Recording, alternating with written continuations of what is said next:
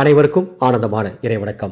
ஆன்மீக சிவ சொந்தங்களே, உங்கள் குடும்பத்தில் உள்ள எல்லா விதமான துன்பங்களும் கஷ்டங்களும் ஓடோடி போக தேய்பிறை அஷ்டமி பைரவ வழிபாடு மற்றும் ஒரு அருமையான சூட்சமம் இந்த ஆடியோவில் உங்களுக்காக சொல்லியிருக்கேன்.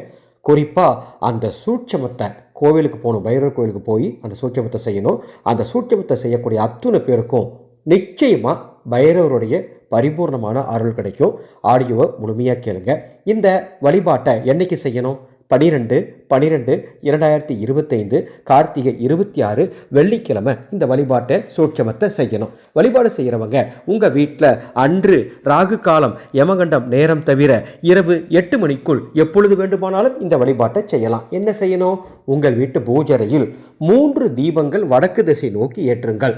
இந்த தீபம் ஏற்றுவதற்கு நமது ஆனந்தொளி அறக்கட்டளையின் தயாரிப்பான மந்திர சக்தி ஆனந்த ஒளி தீப எண்ணெய் இருந்தால் அதை கொண்டு தீபம் ஏற்றுங்கள்.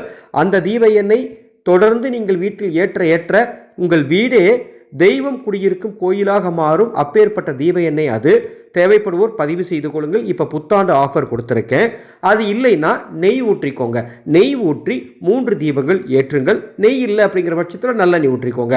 வடக்கு திசை நோக்கி எரியட்டும்.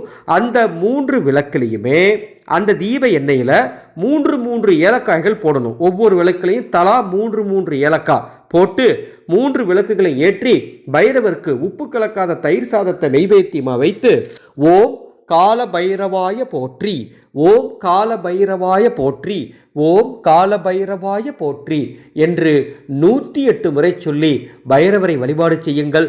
இந்த வழிபாட்டிற்கு அர்ச்சனைக்கும் அலங்காரத்திற்கும் சிகப்பு நிற மலர்களை பயன்படுத்தினால் நிச்சயம் பைரவருடைய பரிபூர்ணமான அருள் கடாட்சம் உங்கள் குடும்பத்திற்கு கிடைக்கும்.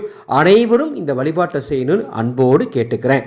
அடுத்ததாக ஒரு சூட்சமம். உங்கள் வீட்டின் அருகில் இருக்கக்கூடிய பைரவர் ஆலயம், அந்த ஆலயத்துக்கு போய் சுவாமியை பைரவரை தரிசனம் பண்ணுங்க.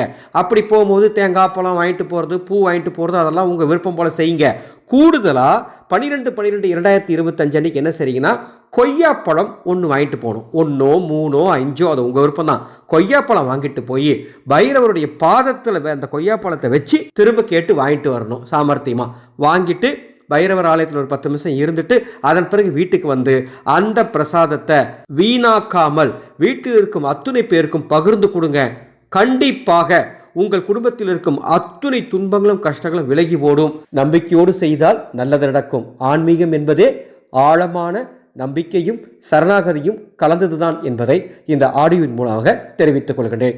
இப்படி உங்களுக்கு ஒவ்வொரு பதவியும் பார்த்து தந்து கொண்டிருக்கும் நமது ஆனந்தொளி ஃபவுண்டேஷன் யூடியூப் சேனலை இதுவரைக்கும் நீங்கள் சப்ஸ்கிரைப் பண்ணலாம், சப்ஸ்கிரைப் பண்ணிக்கோங்க. பக்கத்தில் இருக்க பெல் ஐக்கானையும் ப்ரெஸ் பண்ணிக்கோங்க. அன்பு சொந்தங்களே, உங்கள் நன்மைக்காக ஜனவரி 1ஆம் தேதி ஒரு அற்புதமான மகா சர்வேஸ்வர குபேர ஹோமம் நமது அறக்கட்டளையில் நடத்தப்படுகின்றது. 2026ஆம் ஆண்டு உங்கள் குடும்பத்தில் வருமானம் அதிகரிக்கணும், குபேர யோகம் ஏற்படணும். நீங்கள் வேலைக்கு போகிறவங்களா தான் உங்கள் வேலையில் நல்ல முன்னேற்றம் வரணும், பதவி உயர்வு வரணும். அதே மாதிரி சொந்த தொழில் செய்கிறவங்களுக்கு தொழில் விருத்தி ஆகணும் அப்படின்னு இந்த சிறப்பு ஹோமம் நடைபெற உள்ளது. ஹோம பிரசாதமாக குபேர குங்குமம் வழங்கப்படும். மேலும் ஜனவரி 18ஆம் தேதி தை அமாவாசை தத்தாத்ரேயர் மகா ஹோமம் நடைபெறுகின்றது. ரிஷபம், மிதுனம், கடகம், கன்னி, துலாம், விருச்சகம், மகரம், கும்பம், மீனம் ஆகிய ராசியில் பிறந்த ஆண்களுக்காக மட்டும் இந்த ஹோமம் நடைபெறுகின்றது.